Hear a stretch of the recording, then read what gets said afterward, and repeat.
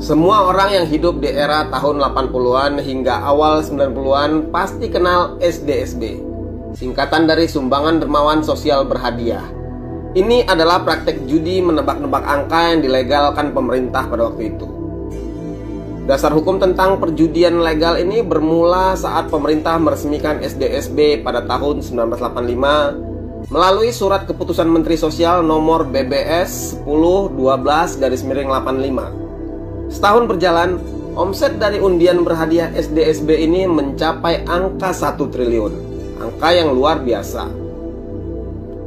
Judi resmi yang digelar pemerintah Orde Baru ini muncul setiap hari Senin dan hari Rabu. Masyarakat yang berminat bisa membeli kupon yang selembarnya dihargai sebesar Rp1.000. Kupon dijual hingga pukul 6 sore dan kemudian hasil undiannya diumumkan jam 12.30 malam melalui radio RRI. Meski kupon SDSB ini hanya berharga Rp1.000 saja, tapi iming-iming hadiah berupa uang tunai sangat menggiurkan. Tebak-tebak angka ini berupa 6 digit angka. Jika Anda tepat menebak persis sama dengan ke-6 urutan angka tersebut, maka Anda akan mendapat hadiah sebesar Rp1 miliar. Tapi kalau hanya berhasil 4 angka atau 4 digit terakhir, hadiahnya senilai Rp2,5 juta. Jika sukses menebak 3 angka terakhir, hadiahnya sebesar Rp350.000 dan 2 angka terakhir hadiahnya senilai Rp60.000. Biasanya para pembeli kupon SDSB tidak hanya membeli 1 atau 2 kupon. Mereka membeli puluhan bahkan ratusan kupon dengan nomor-nomor berbeda agar peluang mendapat hadiahnya terbuka semakin lebar. Para pembeli kupon judi ini awalnya hanya berniat sebagai hiburan sekaligus iseng-iseng berhadiah. Namun lama-kelamaan mereka melakukan hal-hal bodoh di luar nalar untuk mendapatkan nomor jitu. Tak jarang mereka meminta nomor buntut ke tempat-tempat angker, mendatangi dukun-dukun dan membuat orang kesurupan untuk dimintai nomor SDSB. Tak hanya itu, anak-anak kecil polos dan orang tak waras di jalanan pun dimintai nomor yang akan keluar. Segala buku tafsir mimpi pencocok nomor buntut menjadi buku suci bagi para penjudi ini.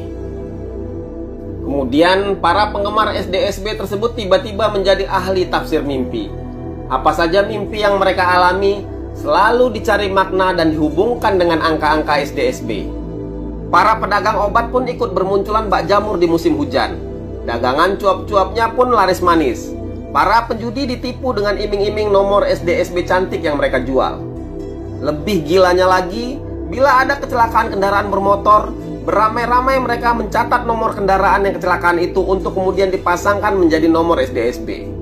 Saat itu seakan masyarakat Indonesia hampir gila karena SDSB ini. Dan mirisnya lagi, para pelaku judi legal ini adalah orang-orang kecil yang pendapatannya tidak seberapa. Bukannya menjadi kaya mendadak karena lotre judi ini, sebagian besar malah hancur berantakan perekonomian keluarganya. Uang hasil pendapatan harian untuk makan habis ke loket-loket judi yang sangat mudah ditemui di mana-mana pada masa itu. Tak hanya orang dewasa, bahkan anak-anak remaja pun mulai ikut-ikutan berjudi SDSB.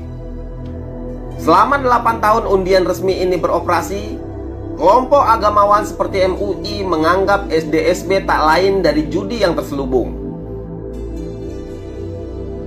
Mahasiswa, aktivis sosial, dan masyarakat pun mulai turun ke jalan memprotes keberadaan SDSB. Pada tahun 1992, aksi demonstrasi dilakukan mahasiswa hingga terjadi bentrokan antara pengepul SDSB dengan massa aksi di Jakarta. Sejumlah mahasiswa ditangkap oleh pemerintah Orde Baru dan mereka dituduh makar. Demo mahasiswa dalam jumlah besar juga muncul di Makassar, Jember, Surabaya, Solo, dan Pekalongan.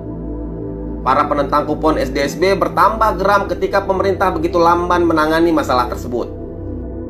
Buntutnya, gelombang protes makin memuncak dan panas. Sejumlah kios penjualan kupon SDSB dibakar di beberapa wilayah di Jakarta dan daerah-daerah lainnya. Awalnya penyelenggaraan SDSB akan diperpanjang hingga tahun 1996. Namun pemerintah mulai berpikir untuk menyudahi izin operasi SDSB pada 9 September 1993 setelah protes massa ini. Dalam rapat di DPR, Menteri Sosial Endang Kusuma Intensuwono mengumumkan penghapusan kupon SDSB. Sesungguhnya perjudian resmi di Indonesia sudah memiliki akar sejarah yang panjang, bahkan sudah ada sejak zaman kolonial Belanda.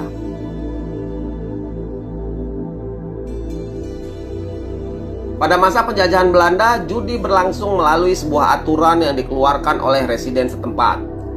Di zaman pemerintahan Soekarno di tahun 1960-an, pemerintah membentuk Yayasan Rehabilitasi Sosial, sebuah yayasan yang didirikan untuk mengelola perjudian legal. Pemerintah membutuhkan dana cukup besar untuk pembangunan pada masa itu. Maka salah satu cara untuk mengumpulkan uang adalah dengan mengelola perjudian. Undian hadiah pada zaman Soekarno itu dilakukan setiap 1 bulan sekali. Karena judi legal ini sangat menjanjikan keuntungan namun hanya muncul sebulan sekali, maka banyak bandar menggelar judi yang sama secara ilegal. Melihat fenomena judi cukup menjanjikan untuk mendapatkan dana besar, Gubernur DKI Jakarta Ali Sadikin mencoba menarik dana masyarakat untuk pembangunan DKI melalui legalisasi perjudian. Ali Sadikin mulai memikirkan ide liarnya terkait melegalkan perjudian untuk menambah anggaran. Atas dasar itu, Ali Sadikin akhirnya mengeluarkan SK yang melarang perjudian gelap di wilayah DKI Jakarta. Dan kemudian dibukalah perjudian resmi. Kasino pertama akhirnya dibangun berlokasi di kawasan Petak 9 Jakarta Barat. Pro dan kontra kemudian memang terjadi, tetapi fakta menunjukkan perjudian mampu menghasilkan uang cukup besar sehingga infrastruktur di Jakarta bisa terbangun dengan cepat. Meskipun secara materi menguntungkan pemerintah, namun akhirnya Soekarno menyadari bahwa perjudian itu berpotensi merusak moral. Maka pada tahun 1965, Soekarno juga menghentikan seluruh aktivitas perjudian melalui surat keputusan Presiden nomor 113 tahun 1965. Bahkan kemudian pemerintah memasukkan perjudian ke dalam kategori kejahatan subversif.